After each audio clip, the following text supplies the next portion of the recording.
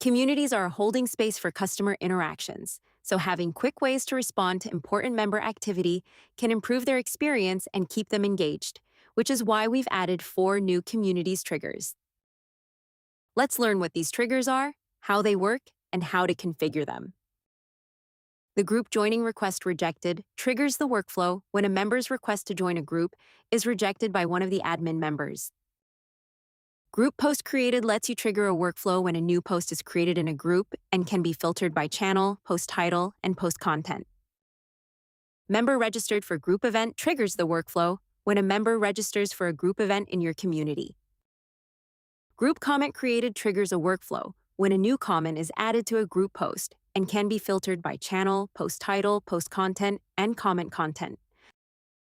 Let's go over the general procedure to configure these triggers. Create a new workflow in the automation section and select one of the previously mentioned triggers. In your filters, pick the group you want to include in the trigger. Fill out any additional details and save your trigger.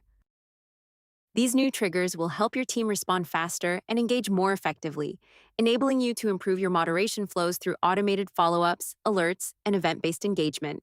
We hope you enjoy it.